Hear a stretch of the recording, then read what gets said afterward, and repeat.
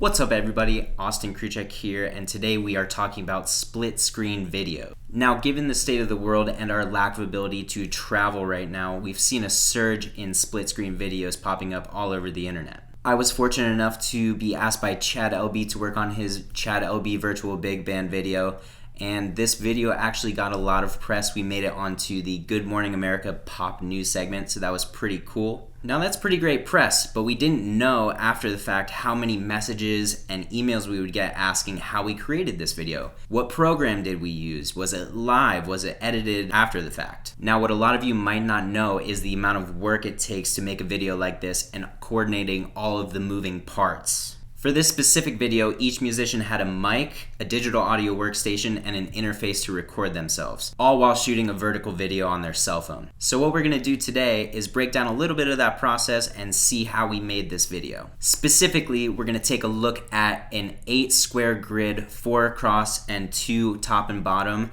and then we're also gonna take a look at a saxophone section with 5 vertical videos lined up right next to each other. Alright guys, so getting into it here, it is imperative that we stay as organized as possible, and as you can see in the bottom left here, I've loaded in our saxophone videos, our trombone videos, and our trumpet videos. Now this is going to be crucial because once we start building layer upon layer, it's going to get really confusing, so we want to kind of eliminate all of that right up front by staying as organized as possible. So now what we're going to do is create a new sequence. We're just going to label this Saxes 5 because we're going to split up this 1920 by 1080 sequence into 5 identical vertical videos here. Now to do this, I've created new sequences and I'm just going to open these up here. I'm going to open up the alto 1. So these are, I'm calling them placeholders. So this is just for one saxophone, and this is a 384 pixel by 1080 pixel vertical sequence. And we're going to basically line up our first saxophone. So this is saxophone 1 here, our alto 1. So what we want to do is just scale him down, get him lined up here looking pretty good. I'm going to just lower him, maybe increase that. That's looking pretty good. He's lined up there. So what we want to do is just duplicate this 5 times in our sax's full screen sequence placeholder section here. So for sake of time, I've already done this. I've built out alto 2, repeating the same process, tenor 1, tenor 2, and our bari saxophone here. So now what we want to do is come down to that sequence that we created a little bit earlier, our Saxes 5 sequence, and what we're going to want to do is just take our new sequences and put them out into our timeline here. So alto 1, alto 2, tenor 1, tenor 2, and finally our bari saxophone.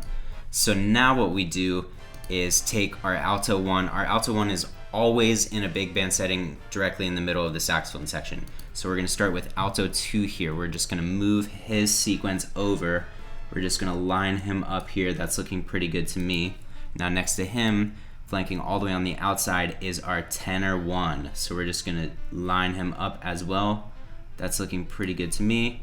And then flanking on the right of our alto 1 is going to be our tenor 2. So this is looking pretty good, lined up here. And finally, we're just going to move our bari all the way out to the right.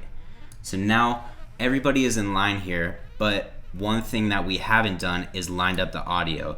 And this is kind of easier to do right now because once we get our final audio back, we can just line up this sequence with our final audio and everybody will be in time and lined up with that final audio. So I'm just gonna get this as close as possible for now, just to kind of take care of some of the busy work here right up front. So I'm just lining up the audio based on when everybody comes in here, and this is looking pretty good to me. So our final step here is to just select all of our audio and all of our video. We're gonna right click and then we're gonna hit nest here. So let's label this Saxes nested full screen. Okay, and when we do that, it creates a new sequence down here, and we're just going to tidy this up over here, and then let's actually open up our final video sequence, which is a 1920 by 1080. I'm just going to drag that new nested sequence, Saxes nested full screen, out onto this timeline. So as you can see, that has reduced 5 clips into 1 clip, which is going to save us a ton of room on our timeline, considering when we're going to have 20 nested sequences here. Alright, so now we're going to get into our 8-person split screen video. So what we're going to do is, so let's stay organized here. Let's close down some of these sequences, and what we're going to do is repeat the same process. So we're going to do new sequence. This is going to be 1920 by 1080, and we're just going to name this Trumpets and Trombones. There you go. It's created a new sequence over here, and what we want to do is just repeat the same process that we did for saxes, but we're going to start out with our trombones. So since this is going to be a 4 across and then 2 top and bottom to get our 8 videos lined up into one sequence on one screen, we've split it up to 480 pixel sequence by 540 pixel sequence. So what we're going to do here is just go into our trombone folder. Let's get trombone 1. Let's actually scale him down and get him looking good here. That's looking pretty good to me. I like that. And for sake of time, I've already lined up our trombone 2, trombone 3, and trombone 4, as you can see. So now we're going to get into our trumpets. I've done the same thing here: trumpet 1, trumpet 2, trumpet 3, and trumpet 4. Just for sake of time, basically all you're doing is repeating the same process here. So now that we have all of our mini sequences built out here, let's actually go down to our new sequence that we created called Trumpets and Trombones. So now what we want to do is repeat that same process. I'm going to drag trombone 1, trombone 2, trombone 3, and trombone 4 out here. And what we're going to do is just line up the audio like we did on the last one. And this is just going to help us stay so organized, believe me. That's looking pretty good to me there for the audio for trombone 2. Let's get trombone 3 lined up here. That's looking pretty good to me. And last but not least, our bass trombone. Okay, just a little bit more over. That's looking pretty good to me. Okay, so now what we're gonna do is we're gonna take our trombones here and we're actually gonna repeat the same process. So we wanna start with trombone 2. We're gonna drag him all the way out here. That's looking pretty good to me.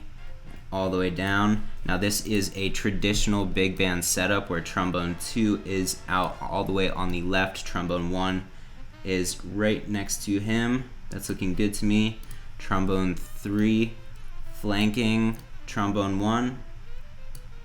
That's looking good to me. And last but not least, our bass trombone all the way out on the right side, just like our Barry sax. So she's looking pretty lined up there. That's looking pretty good to me. So now what we want to do is just repeat the same process here. Trumpet 1, trumpet 2, trumpet 3, and finally our 4th trumpet. Okay, so now what we want to do is line up our trumpets as well. So we're just going to select these, audio and video. Let's just shorten these and let's get these videos a little bit closer to audio lined up here. So looking at our score, our trumpets and our trombones actually are playing the same exact first notes here in regards to time. So we're just going to get them lined up as close as possible as well to save us some time once we line up that final audio. So that's looking pretty good to me. Let's get trumpet 3 in here. Just a little bit over. That's looking good. And last but not least, 4th trumpet. Okay, looking good. So what we want to do is repeat the same exact process. So let's start with trumpet 2. Bring him all the way out. That's looking good to me. Bring him up. Let's just get him centered there. Yeah, that is looking great. So let me just move him slightly over. Okay, that's looking good. Trumpet 1. Just mirroring trombone 1 down on the bottom there. Now trumpet 1 is just going to come up here. That's looking great. Let's actually get trumpet 4 all the way out. Yep, looking good. Mirroring that bass trombone on the bottom there. That's looking good to me. And last but not least, our 3rd trumpet here. Okay, so let's just get her lined up. Beautiful. That is looking like a great split screen here. So now what we want to do is we want to select all of our audio and all of our video, repeat that process with a right click. We're going to nest it, and we're going to name this Nested Trumpets and Trombones. And as you can see, it has created one sequence over here in our files. So now what we want to do is actually go back to our final video here. Remember when we put our nested sequence out here of our saxophone screen? We're gonna just do the same thing with our trumpets. And what we're gonna do is we're just gonna line up this audio that is looking pretty good here. Yep, that's perfect. So now what we can do is line up our final audio down here once we get it, and then let's just say we want to start out with our saxophones, but by the end of that line we want to transition into our trumpet and trombone sequence. So as you can see, moving along the timeline here, saxophones play their first note, second note, split screen to our trumpets and trombones, and then we can just use the cut tool to switch back and forth. Let's say we just want trumpets and trombones there and our saxophones on the bottom there, and as you can see, as I scrub along here, we go back to saxes and then back to trumpets and trombones when they come in. Now we can get crazy with this. I'm gonna actually open up the full video here of the Easy to Love Chad LB Big Band video. So as you can see, we can get to templates that look like this full band split screen where 8 people are on the bottom, 5 screens in the middle, and 5 on top. Now this is of course featuring Chad LB in the middle, and we do need to get our sequences lined up and organized here, and then just place our clips in like we did with those previous examples there.